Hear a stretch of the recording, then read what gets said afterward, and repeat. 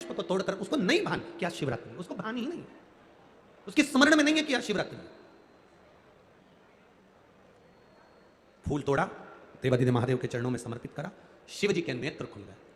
शंकर भगवान ने नेत्र खोलते से तारकासुर से पूछा तुझे क्या चाहिए। तारकासुर कहता है मेरे पिता बजरंगासुर की गति नहीं हुई है, वो भटक रहा। मेरी माता जब सोती है उनके स्वप्न में मेरे पिता आते हैं। मेरी माता वन में घूमती है, मेरे पिता उसके पीछे चलते हुए दिखते हैं। कभी कभी पितर, कभी कभी पूर्वज, हमको ऐसा लगता है कि हम काम कर रहे हैं और मुझे कोई देख रहा है। कभी कभी ऐसा लगता है कि मैं चल रही हूं, मेरे पीछे कोई चल रहा है। कभी कभी ऐसा भान होता है कि ऐसा लग रहा है कि कोई मुझे देख रहा है, कोई मेरे पीछे चल रहा है, कोई मेरे आगे चल रहा है। कभी कभी ऐसा भान होता है। तो उसके लिए यहां तारकासुर कह रहा है कि मेरी माता को मेरे पिता, मेरे पूर्वज नजर आते हैं, मेरे पिता की गति कैसे हो जाए। तब भगवान शंकर कहते हैं कि तारकासुर, एक तो तू असुर है, तू राक्षस है, और राक्षस होने के साथ साथ तू अपने पिता की गति की बात कर रहा है। ये तो मुझे हंसी आने वाली बात है। एक राक्षस कहे कि मेरे पिता का मोक्ष हो जाए तो ये तो बड़ी हंसी की बात, ये तो बड़ी विचित्र बात। पर तुम पूछ रहे हो, भगवान देवादिदेव महादेव ने कहा कि तुम्हारे पिता की गति के लिए तुम ब्राह्मण भोज, संत भोज, गुरु भोज, दरिद्र भोज ये क्यों ना करते। तारकासुर ने कहा मैंने पूरी पृथ्वी को निमंत्रण दिया, कोई मेरे यहाँ भोजन करने नहीं आया। सबको भय लगा कहीं मैं मांस ना मिला दूं, गलत पदार्थ ना मिला दूं, गलत चीजें ना मिला दूं, उसका स्मरण ना हो जाए, इसलिए कोई मेरे यहाँ भोजन करने नहीं आया। शंकर जी उसी समय पर कहते हैं तेरे पिता की गति के लिए नंदी तुझे ज्ञान देगा। भगवान ने नंदी की ओर इशारा करा। नंदी ने तारकासुर से कहा सुन तारका, अगर अपने पूर्वजों को जल नहीं दे सकते, अपने पूर्वजों को तर्पण नहीं कर सकते, अपने पूर्वजों के लिए भोजन नहीं करा सकते, अपने पूर्वजों के लिए कोई तुम भाग नहीं दे सकते, अपने पितरों के लिए तुम कुछ नहीं कर सकते, तो नंदी ने तारकासुर से कहा एक मुट्ठी दुर्बा घास उखाड़ कर किसी गाय को खिला देना, उससे भी तेरी पिता की, तेरे पूर्वज की मुक्ति गति निश्चित है। यह नंदी का ज्ञान है, यह नंदीश्वर का ज्ञान। 16 दिन श्राद्ध में बन सके, आप अगर किसी को भोजन करा सके ठीक है, ना करा सके ठीक है, कुछ नहीं बने तो थोड़ी सी घास, थोड़ा सा ग्रास तोड़कर गौ माता को भी खिला देने पर हमारे पूर्वजों को, हमारे पितरों को मुक्ति प्राप्त हो जाती है, मोक्ष मिल जाता है। क्यों?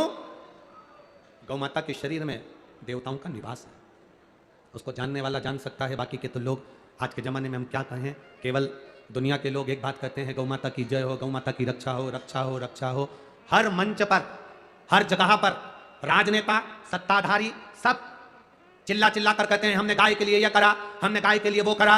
अगर तुमने गाय के लिए कुछ करा होता तो रोडों पर गाय आज भी कचरा खाती हुई नहीं दिखती,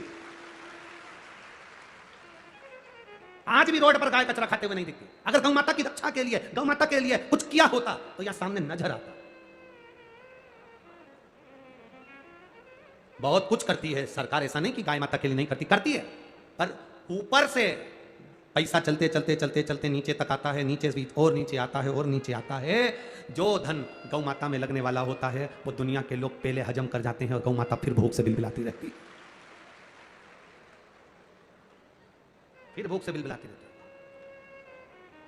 12.5 लाख कत्ल खाने ब्रेसिंग मशीन के हो गए हैं, जो भारत की भूमि पर कलंक की तरह है। 12.5 लाख कत्ल खाने ब्रेसिंग मशीन के हो गए। ब्रेसिंग मशीन के कत्ल खाने कैसे?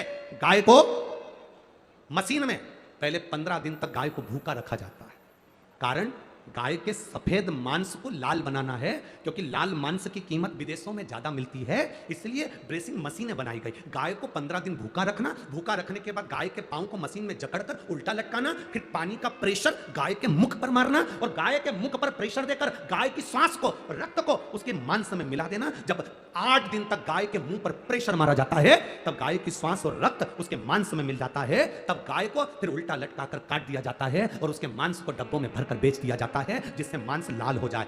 गाय ब्रेसिंग मशीन में काट काट कर लोग उसको लाल मांस बनाकर बेच रहे हैं, और दुनिया के लोग कहते हैं गौ माता की जय हो, धर्म की जय हो। एक गाय भी अगर तुम्हारे शहर की, तुम्हारे क्षेत्र की, तुम्हारी कॉलोनी की, तुम्हारी सोसाइटी की, तुम्हारे मोहल्ले की, तुम्हारे गांव की, तुम्हारे प्रदेश की, तुम्हारे नगर की, तुम्हारे देश की एक गाय भी अगर कटती है तो इस राष्ट्र को भुगतना पड़ता है यह उपद्रव। कहीं केदारनाथ जी में त्रासदी मच रही, कहीं भूकंप आ रहा, कहीं बाढ़ आ रही, कहीं बीमारी आ रही, कहीं कोरोना आ रहा। कहां से आ रहा? क्योंकि तुम गौ माता की रक्षा नहीं कर पा रहे। इतने बड़े बड़े मंच मिलते हैं, लोग चिल्ला चिल्ला कर कहते हैं होता जाता कुछ नहीं है, होता जाता कुछ नहीं है।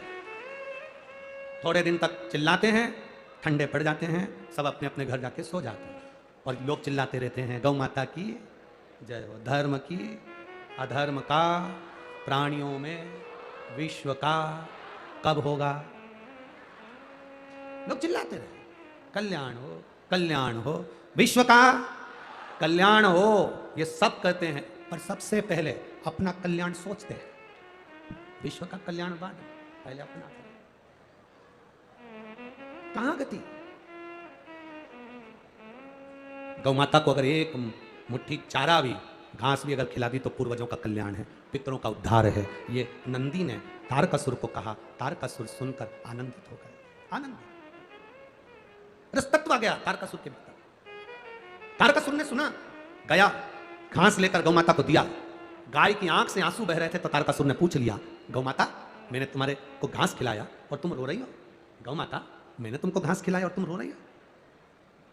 गौ माता कहती है, तारकासुर तू असुर है, मुझे कष्ट देता है हर पल, और आज तू घास खिलाने आया है तेरे पूर्वजों के उद्धार के लिए। ये तारकासुर की कथा नहीं है, आप और हमारी सबकी कथा है।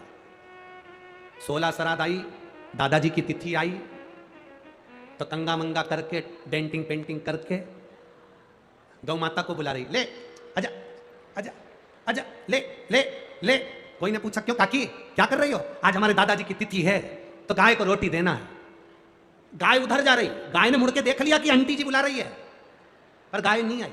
गाय के पास में बेल खड़ा था, बेल ने गाय से पूछा, वो आंटी जी बुला रही, जा क्यों नहीं रही? तो गाय बेल से बोली, ऐसी आंटी को जान दे चूल्हा में। जब 16 श्राद्ध आती है तब मेरी याद आती है अपने बुढ़े डोकरों को मोक्ष देने के लिए, बाकी के समय तो डंडा लेके दरवाजे पर खड़ी रहती है।